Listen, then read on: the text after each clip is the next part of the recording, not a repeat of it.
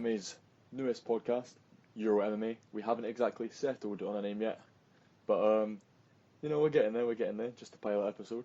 So I'm your host Stephen.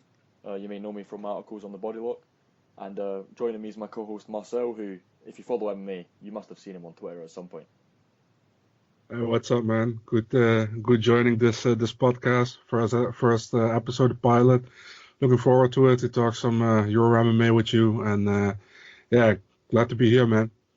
So first off, it seems like everyone's talking about it at the moment, the coronavirus. What are your thoughts on it? How are you dealing with quarantine, and what's daily life for you? Yeah, man, it's kind of weird, I've been at home for like 12 days, I think. I didn't feel that well 12 days ago, or no, it's now 15 days ago.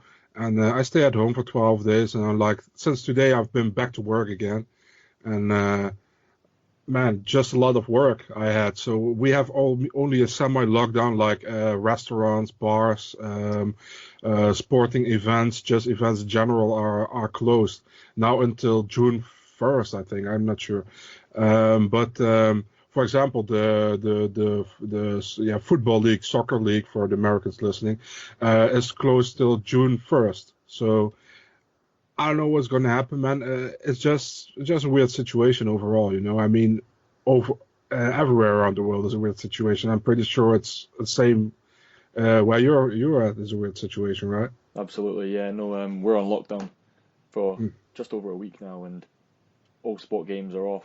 Fixtures from soccer to rugby to everything. MMA, as we know. We're going to talk about that a bit more in depth. But yeah, everything's off at the moment. So it's quite unique, and it's quite something new. For all generations, I think, having to stay indoors, and which is something we're quite good at, really. But when we're told to do it, it comes a bit more of a struggle. So, but yeah, we're getting yeah. For some people, man. I'm always busy at home, but I'm not on lockdown. I have to work, so for me it's different. But when I was home, I've been staying home for like 12, 15 days and haven't been outside. So, I can cope with it. That's no problem for me, honestly. But I see many people have problems with it. But I understand if you have a lifestyle like you're doing like sporting maybe 1 or 2 times a day. You're doing this, you're doing that, and you then have to stay at home for like 24 hours, and at 24 hours again. I understand this may be difficult, but hey, you got to do what you got to do, right? Exactly, man. Right, so for the first episode, I think we discussed we're just going to get into some European prospects for you fans. Almost mucked that up there.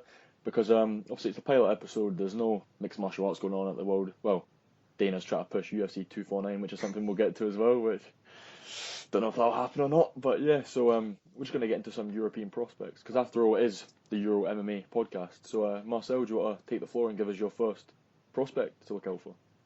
Yeah, starting with a countryman of mine, it's Peter Boyst. He's been trying for a long time, man. He's really he is finding his place finally. I think now also in the world, man. He's at one championship. He does very well. He's I think 3-0 or 4-0 now over there. Recently beat the former 2-time champion Edouard Folayang over there in front of Folayang's home country. I think he's close to a title shot. He's a very accomplished striker, like many fighters out of the Netherlands are very good striking. His ground game, he trains on a daily basis with Reinier de Ridder, which is an undefeated Dutch fighter, also signed at one championship. Very good submission guy. I've seen him many times in person fighting. He fought at some local Belgium events over here, which he held the title over there. Very, very fun prospect to watch. A very cool dude as well. If you see him on Twitter, definitely give him a message, because he replies to you back if you're positive to him. One of the more positive guys, and really cool to see him finally getting that push that he needs, And I think we can expect a lot from him. If every fighter had the work ethic that he had, man, that would be even more better fighters, I think. And as you mentioned, only a few wins, if that, away from a title shot in one of One Championship's more stacked divisions at the moment, I'd say. Yeah, definitely, I agree. I mean, lightweight is amazing, and he's doing very well. And yeah, now we're getting was that Christian Lee against Yuri Lapicus is next. We don't know when because of the coronavirus, obviously, but that's the next one. And yeah, let's see what's gonna happen, man. I think that division is pretty stacked, and yeah. Just one championship events in general are fun to watch, and he's definitely a fun prospect. So keep your eyes on it, guys. That's a good prospect indeed. For my first prospect, I'm going to get into somebody who I think most British MMA fans will know by now. Someone by the name of Jai Herbert. He was slated to actually fill in. He was filling in on short notice at UFC London before it was scrapped to fight Mark Jacasey. He was filling in for Scotsman Stevie Ray, who I also share the same name as, but unfortunately, I don't possess the same skills as he does. But yeah, Jai Herbert, I mean, record of 10-1, 6-fight win streak, and he had the Cage Warriors lightweight title. Heavy hands, very diverse striker, has the ability to mix things up, very fluid with his strikes, and he's a real danger to I think most people on the outskirts of the top 15. Obviously, right now with what's going on, it's unlikely to see him matched against somebody soon with the ongoing coronavirus situation. But once everything gets back to normal, whether that's a month, 2 months, 6, I'd like to see him rematched with Mark Jacasey. I think in terms of how far he can go in the UFC, I haven't seen enough from him. He is 31, so he's got a good few years to work. He's entering his prime, athletically, mentally, everything like that. So I'd like to say maybe he can push top 15 in a few years to come, obviously. But that fight against Mark Jacasey would have been fantastic exposure to him. He's a hard worker. He possesses quite a decent ground game, although we don't really get to see him there a lot because he's very good at keeping the fight standing. In his last fight, he knocked out UFC veteran Kane Carrizosa in the first round. I'm not sure if everybody's seen that, but it kind of went a bit viral for Cage Warriors. It was a knee straight out of the clinch, if I remember correctly. Knocked him out cold. So Jai Herbert is definitely someone to keep your eye on for England, Britain, Europe in general, really. He's I think he could go the furthest out of most prospects I've had my eyes on, to be honest. Yeah, I agree with you. He's a great prospect, man. I mean, you can check his fights on Fight Pass. I mean, Cage Warriors was on Fight Pass, so if you haven't watched it, definitely do it. And I've actually been on his Cage Warriors debut. I was live there. I was in Antwerp in Belgium, where he fought Erdi Caritas. He won a decision. And that was his debut, so I remember that. I remember he was on the card, and back then, it was in 2018, he was a big prospect. He only had the loss to Rich McKee. Back then, I think it was for the title in Bama. Was it the regional Bama title or the actual Bama title? I'm not sure. I believe it was the actual Bama title. The actual Bama title, okay. So that was his only loss, but he was still a big prospect back then. And now, after that fight, he won 4 in a row, all 4 by stoppages. And like you said, definitely a guy you should keep your eye on. And who's your next prospect after? Yeah, carry on. Sorry. My next prospect is from Dagestan, Russia, and he's actually been connected with the UFC a few times a few months ago, but I think they are still in negotiations. He's 14-0. It's Rustam Kerimov, the current ACA champion.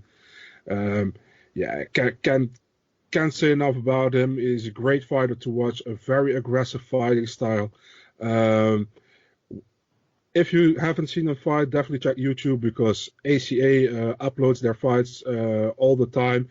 Not directly, but mostly 2 or 3 days after the event, or just buy the pay-per-view, or enter my pay-per-view or the giveaway, whatever you want. But he has some solid names on his record, man. He defeated Takeya Mizugaki via TKO or via KO in the first round.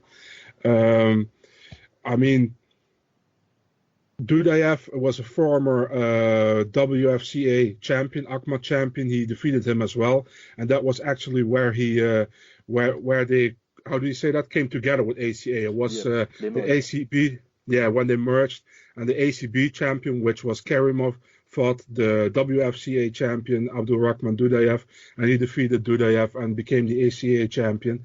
He defended this one time against Francisco Maciel. I don't know how I say it exactly, a Brazilian guy.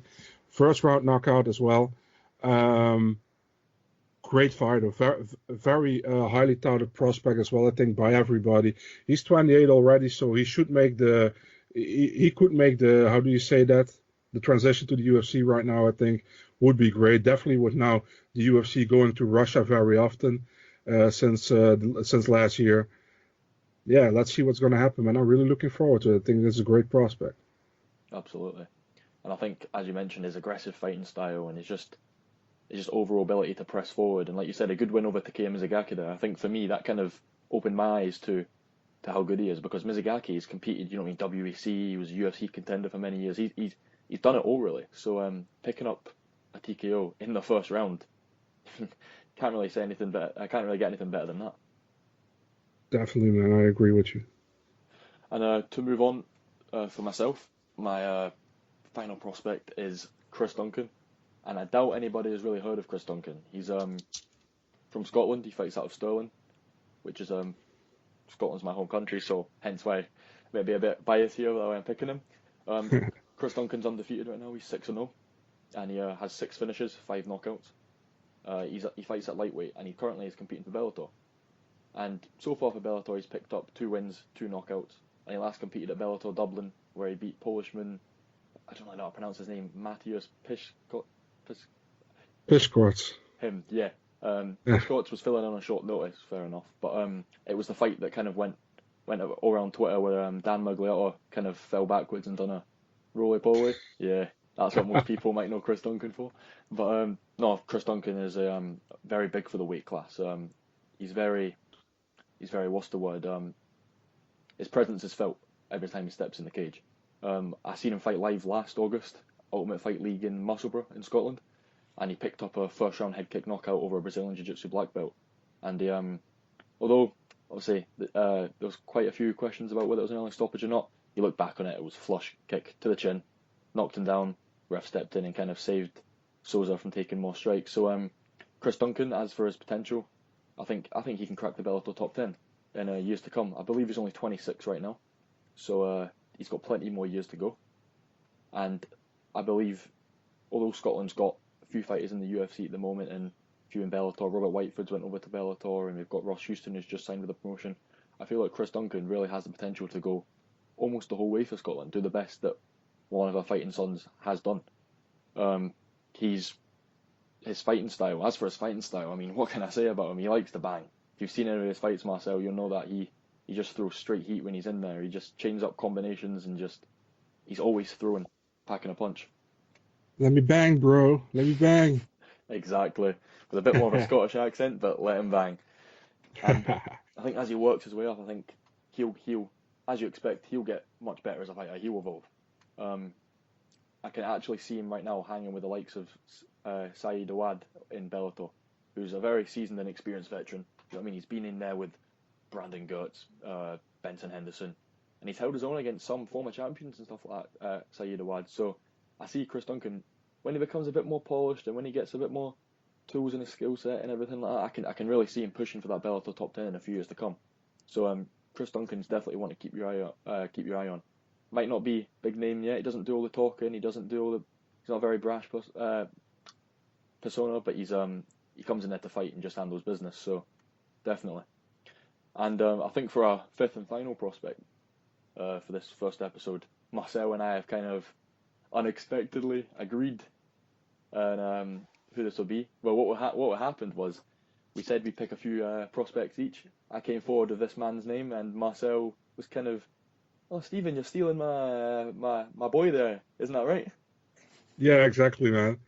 But because you were first, I'll let you kick off, man. Well, what can we say about Askar Askarov, the Russian grappler, flyweight? Askar Askarov is currently undefeated in the UFC and in his professional mixed martial arts career. So he made his debut against Brandon Moreno in his home country of Mexico, and that was a split draw. That was a decision. Okay, he looked a bit sloppy on the feet in some areas. Askarov got dropped by a head kick, but Moreno's no slouch on the feet. You agree? He's very fluid on the feet, and he can mix up his offense very well. So I don't think that was anything. He didn't lose any stock from that performance, though. I agree, man. I mean, it was a close fight. I think many people I saw online many people are Brandon Moreno, but I think Moreno had the most decisive round with round 3. And I think Askarov and Moreno first 2 rounds were pretty even. So I could see going either way, you know. I think I wasn't how do you say that, pissed about a draw at all. I mean, I think it's actually good because I see two maybe future title contenders fighting each other. It was a cool matchup, don't get me wrong, but I didn't like it from the start because I wanted Moreno not to lose and I wanted Askarov not to lose. And it actually happened what I wanted. So it's all good, man. But hey, in the second fight against Tim Elliott, he showed where he was made of. Maybe the last 20, 30 seconds were a little bit sloppy from his side, but apart from that, he almost knocked Tim Elliott out on his feet, man. That was great, crazy, man. Well, that combination, a jab, cross, and lead hook. I mean, Elliott was just momentarily was out on his feet, and I think that was, I mean, I think funny is almost a bit. It comes across a bit like an insult, but it was quite a rare occurrence. You know what I mean? You don't see that often, and then Elliott just springs back into life. It was something new to see, really. Yeah. And also, don't forget, man, his fights at ACB. He hasn't fought in ACA. It was ACB, but his last fight against Rasul Albashkanov, that was a great and crazy fight, man. That was on the ground. Both guys were super highly skilled. That was a scrambling fest. Yeah. Askarov, I think one thing I'm very impressed with his game. We showed his striking's evolving in the Tim Elliott fight for starters. That was very impressive in his part. But I've always been impressed with his ability to slap on submissions. Whenever Askarov is hurt, or ever you leave him the slightest opening, he will slap on a triangle, or he'll go for the rear naked choke and armbar. And in that fight you mentioned at ACB, I can't pronounce the guy's name. Albashkanov. That's it, right? I'm not even going to try and attempt that.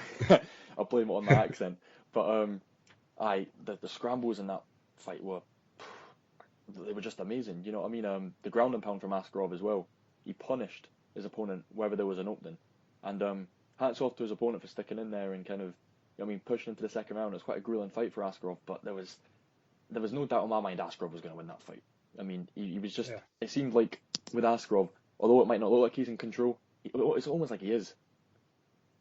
Yeah, the only thing that is a problem sometimes with Askarov, and we saw it in the Brandon Moreno fight, for example, he's very comfortable on his back. And if he's so comfortable on his back, he has a very aggressive guard, you know. Yeah. But if you can win your fight on your back, but judges tend to see, how do you say that, prefer the guy who is on top. You know, even when I don't say Moreno didn't do enough, absolutely not. But I'm just giving an example that judges normally see, oh, this guy is on top, so he's probably winning. But that's Askarov's thing. He loves to be on his back, and he loves to go for crazy submissions, man. He has a twister on his name as well, for example, against Anthony Leone, also in ACB. And let's don't forget, man, he got a gold medal at the Deaflympics in 2018, I think, in wrestling, because he is I think he's almost deaf. He's 80% deaf. Yeah, I was just right. I've actually just finished writing up an article on him, and when you look at him, he's 80% deaf, gold medal at the Deaflympics in wrestling, and you just put that in with, you know, I mean, a stand. Everything he's done so far in his career, it's very rare for somebody with a disability to kind of go as far as he has, and hats off to him. I commend him. You know what I mean? It's phenomenal. Yeah, and that's also probably the reason why he had two translators last time with him. He had the translator who was English talking to the journalist, the English talker, journalist Russian to the other guy, and the Russian was talking in Dagestani, I think, to Askarov. So that's why he had two translators with him. But yeah, man, I'm looking forward to his UFC career, what's coming up. I thought he said he had the next fight signed, but now with the coronavirus, I don't know what's happening at all. I think there are many fighters who signed a contract who have no idea what's going to happen right now. So we got to wait till this virus is over, and I think it can take some time before it's over. I believe so as well. I'd rather fighters and promotions wait out instead of risking fighters with, you know what I mean? Yeah. It's the virus is impactful enough on people, let alone when fighters are attempting to cut weight and their immune system's being lowered through that, and they're going through harsh training camps for 8 to 12 weeks at a time. So I agree. I think they should wait. And lastly, for Askarov, I believe, as you mentioned, he signed a contract for UFC Kazakhstan, which was on June 1st, being headlined by Peter Yan and Marlon Moraes. Who do you believe he was slated to fight for that card, and who would you like him to fight? Because personally, Pantoja was a name that I would like to see him face. Exactly the same. I think it's Pantoja. Yeah. Because I think a fight with him and Pantoja, I think Pantoja's striking has come along at leaps and bounds in previous years. I mean, his fight with Wilson Hayes kind of really proved that a few years back. Just dropped him first round, I believe it was, if I remember correctly, and just put him away. And everyone realised Pantoja isn't just somebody who you see him on The Ultimate Fighter. He was just a Brazilian Jiu-Jitsu fighter, and he could kind of wrap up submissions. He's now got a really good stand-up game as well. So I think he's a name that people need to be remembered in the division. But Askarov, like you mentioned, he's got such an aggressive guard, and he's a bit like the Tony Ferguson-esque. He throws heat off his back. He doesn't care. He just throws. He'll hit you elbows, and like you said, it's a shame judges don't really how does it score that enough in comparison to people just lying on top. But yeah, no, Askarov is definitely a name to keep an eye on, and him versus Pantoja. I mean, I'm calling it right now. I'm not saying it would be fight of the night, but if Askarov's striking has kept evolving to the level it has so far, I can definitely see them just throwing it out on their feet for a bit. Yeah, definitely, man. It's just, I like the flyweight division in general, man. So what can we do, right? Well, we like the flyweight division, but Uncle Dana doesn't. And Yeah.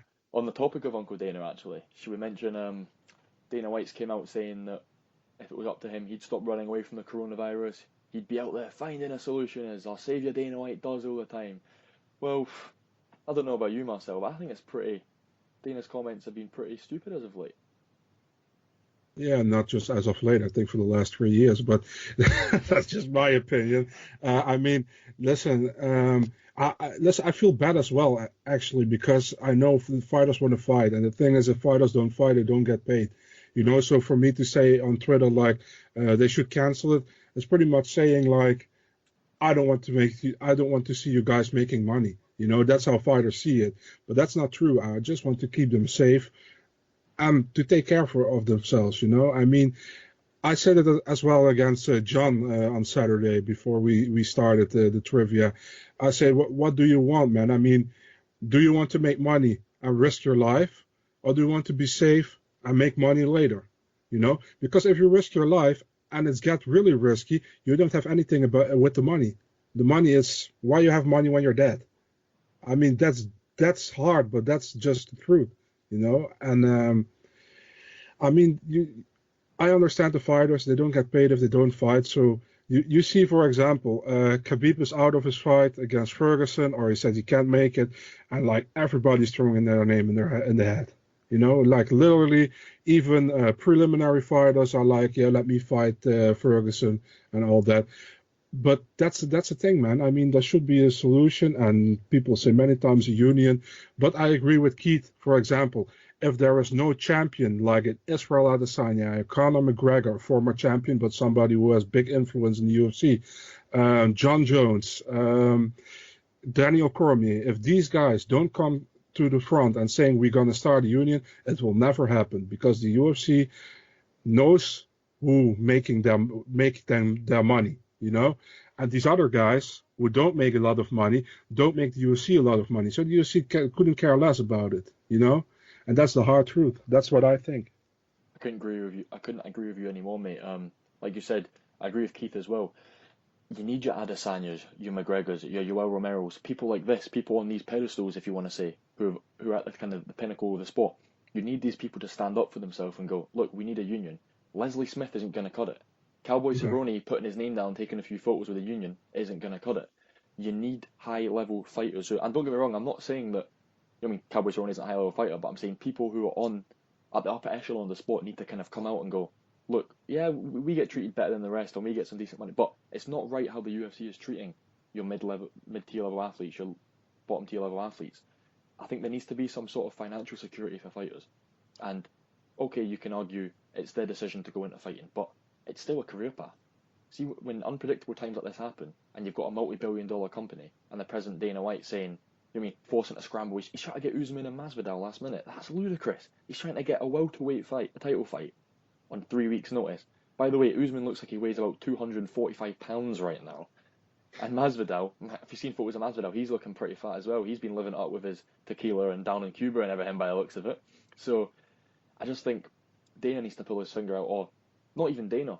Well, him as well. He needs to do it, as we've said, the past few years. But the fighters, Cormier, John Jones, people like this need to kind of stand up and go, okay, it's not us that's been impacted, but all my peers. I'm pretty sure there must be teammates in AKA and in Jackson Wink who are almost suffering because of what's going on. Yeah, Uh, I agree with that, man. I mean, it's just like when people were. I see a lot of people saying when Ferguson Khabib was still on, like, yeah, I want to see this fight, blah blah blah. And now the fight is off. No, just cancel the card. I'm like, that opinion about canceling the card should have been your opinion 2 3 weeks ago, not just now because that fight is off. Because there are other fighters on that card that matter as well. That should matter to you as well as a fan, in my opinion.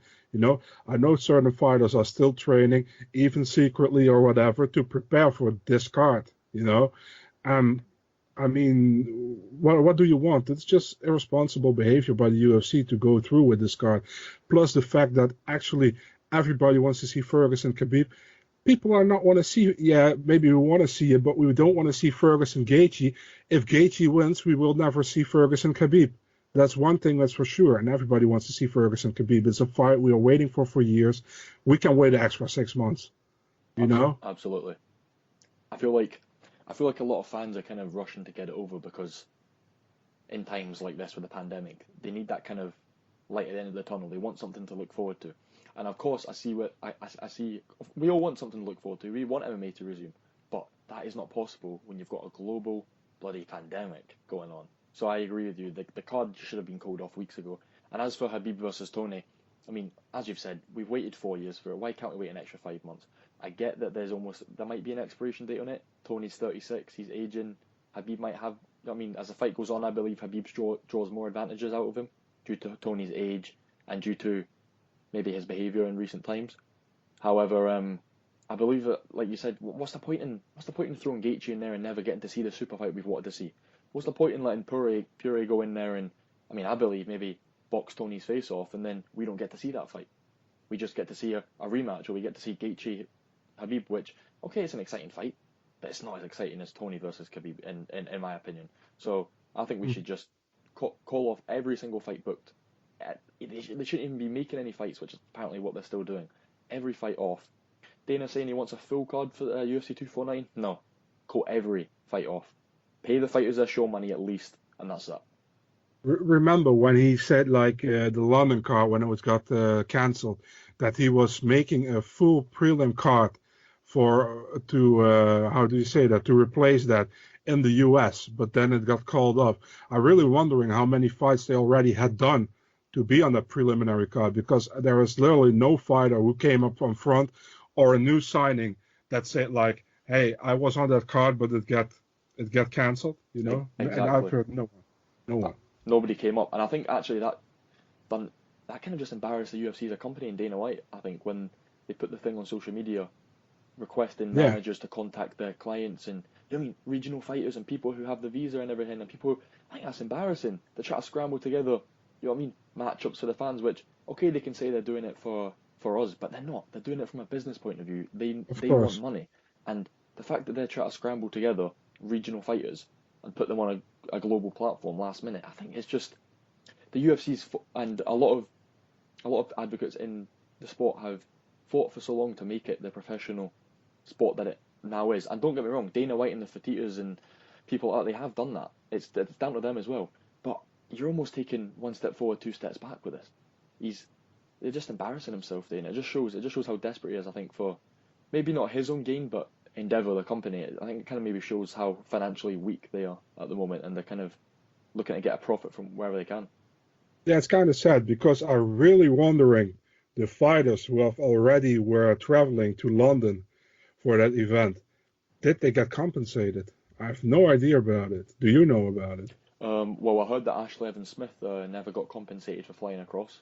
However, I don't really want to. I don't have anything nice to say about her after that recent footage of her stealing some medical supplies. Yeah, So, what the hell? so if Ashley Evans Smith doesn't get paid, I'm fine with that. Yeah, I don't have anything to say about that, to be honest. I mean, there. let's say it didn't look good what she did, and I wasn't there at the place, so I don't want to point any fingers, but it absolutely didn't look good what I saw. But yeah, I think how do you say that? There will be how do you? Yeah, I don't get the word, but whatever. It's just not good. Yeah, no, exactly. And just before we round off the show, John Jones has been in trouble with I see a smile there, Marcel, a bit. Been in trouble with the law again. A DWI, aggravated, I believe, and he was firing a gun, or whatever, something to do with firearms. I don't know, American law over there. What's your thoughts on that? John Jones being involved in yet another run-in with the law? Yeah, what's my thoughts on that, man? I'm a huge John Jones fan. I'm being honest. The moment I saw him fight against, I wasn't watching regional shows back then, so I haven't seen his days in CFFC. But the moment I saw him fight against Andre Guzmão, his debut, it's actually the first card I ever saw. I was like, damn, this dude is good, and I've been a fan ever since. But yeah, his stuff outside of the cage isn't good at all, and it just sucks, man. I mean, it looked like he finally had everything going for him again as well, and then this again, and it's like 2-3 times now that this has happened, and I hear people saying like, should the UFC strip him or should the UFC cut him? The UFC will not cut him because he's a big money maker for them. He's a pain in the ass for them as well sometimes, but he's a big money maker for them. And two, I mean, as long as there have been worse things in the UFC, I think, where the UFC has looked to the left side when it happened on the right side, and I don't see it happening, to be honest. And yeah, what can I say about it? I don't know the exact thing that has happened. I only read what was written. I saw the footage as well, and yeah, well, let's see what's going to happen. It's just bad. It's just a bad look for John Jones again, and yeah, I don't know what to say. What are your thoughts about it? I think the man needs I think he needs help. He's got a problem, and whether that's a problem with drink, drugs, just partying in general, I really believe he does. And people out there listening, or I've heard people on other podcasts or Twitter and that say, it's not your job to interfere with John Jones. It's not your. But when you're a professional athlete, you've got a responsibility, and you've got a responsibility to be a role model to people. And okay, you never asked for that platform. I get that, but that's what comes with being the light heavyweight champion of the world, undefeated. That's what comes with these sponsorship opportunities. That's what comes with all this. It's a package. Nobody teaches you about fame, and there's no handy book for fame or success or anything like that. You've got to learn along the way. I get that. But when you've had the DUIs in the past, the drag racing, the hit and run incidents, the assault, battery, whatever it was, it just kind of shows that there's a serious issue. Colby Covington's came out saying from college, John Jones has always been known as a party animal. And he even admitted interviews a few years ago that he used to go out and he used to do coke before fights. The weekend before the Gustafsson fight, the first fight at UFC 165, done some coke apparently the week before, went on a bender for the weekend, then stepped in there and had one of the greatest fight in the division's history. And that just shows, for starters, how much of a high-level athlete and how gifted John Jones is. He can do cocaine and go on a bender, and the next weekend, quite clearly beat. For me, it was I'm pretty sure I had Jones in that fight, beat the second best light heavyweight at that time in Alexander Gustafsson. But B, it also shows that he has a serious issue going on. And I think the UFC kind of has to step in and go, not only are you a fighter for us, you're part of a promotion, you're part of a company, almost a family, a community. You're part of the community. And I think they definitely have the facilities to help John Jones. Whether that be rehab again, whether that be some sort of program, I don't know. And I'm not going to sit here and act like a therapist. But all I'm saying is, you are wrong if you think the man does not have a problem. So should I tell you something crazy? I had 4-1 for Gustafsson in that fight. You had it for Gustafsson? Yeah, I had it for Gustafsson. But yeah, that was just that's just how I scored it. Can I ask you another question really quick? Yeah. How did you score the Thiago Santos fight and the Dominic Reyes fight? Ooh, I had the Santos fight, I think I had 3-2 for Jones. And the Reyes fight, I had 3-2 to Jones. I had the exact same as you for the Santos fight. I don't think it was, even though it was 3 rounds to do, I don't think it was as close as people thought, watching it back last weekend. The Dominic Reyes fight, through my half-asleep eyes at the time, because us European fans have to stay up at the Devil's Hour every weekend to watch fights and pay-per-views. I believe I might have had Rae as the first 3 rounds, but I might have to rewatch that fight again, or even just the 3rd round, to be honest, because it was that close. But yeah, no, I had John Jones.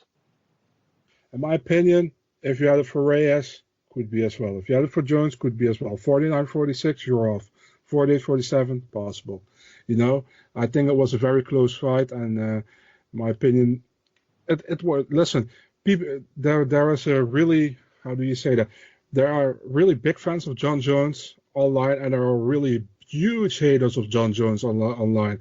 You know, and when Dominic Reyes lost that fight via unanimous decision, 48-47, those people got outraged. They were super upset about it, and I was like, it was a close fight. People could have gone either way. You know, 49-46 is a little bit too much, but I think Joe Solis was the referee back then, or the judge. So yeah, he sat backward to the cage. You know, he had his back to the cage and he looked into the audience. That's why I didn't saw it. But that was a joke. Does it hurt you to crack a smile? But yeah, that's it, man. I mean, I think it was a close fight, but yeah, I know the opinions are different about it. Yeah, definitely. I believe that although I had Dominic Reyes winning, that I'm not upset. I'm not upset about the result. Do you know what I mean? It's I can see why they had Jones winning. If people think that was a robbery, go watch Diego Sanchez versus Ross Pearson. Go watch that fight, and that's a robbery. That is a clear, blatant. That's armed robbery in the day, and the police are just standing there doing nothing about it, and they've got their sunglasses off. They can see what's going on, but they've done nothing about it. That is 3. The judge was Joe Solitz for the John Jones fight. That's 3 of him sitting cage side marking that fight. That was an outrage. That was a crime. So if people really want to go on about, oh, it was a robbery, go watch that fight and come back to me and you'll have a new definition of robbery. To level it a little bit before people saying, yeah, you're European guys and you're Michael Bisping, Matt Hamill. Okay? There I leveled it. You know? Exactly. No, exactly. So there's robberies for everyone out there. You know what I mean? Some people want to agree with, some people don't. But it is what it is. It's part of the sport. Definitely. I prefer normally to say the word controversial because robbery is a little bit hard. If it really is a robbery, like you said, Pearson Sanchez, definitely I call it a robbery. And if I think it's a robbery, I say it's a robbery. When it's controversial, or I think it's actually 29-28 to that guy, but could have been 29-28 to that guy, I say controversial. I think robbery is too often said by many people when it's not a robbery. But I agree with you that Sanchez-Pearson fight, it's naturally not a robbery, but it's a robbery with guns and everything. You know, it's the whole package. Exactly, man. That was an outrage. Well, I think for the pilot episode, that's us going to wrap up now. Just want to say a quick thank you to the listeners for tuning in for the first episode. Expect more weekly episodes. Every Thursday we'll be dropping new Euro MMA podcast. I think we're going to cut off a new name, aren't we, Marcel? We need something a bit more. Yeah, we have to do something, man. I'm still thinking about it, and I think everybody is in the network. So when we have the name, you guys know it. Exactly. So if you have any suggestions for podcasts, you want to do anything European MMA related, just drop a comment on SoundCloud, Spotify. Pretty sure we're on iTunes, anything like that. So yeah. Thank you very much for listening, and we'll see you next time.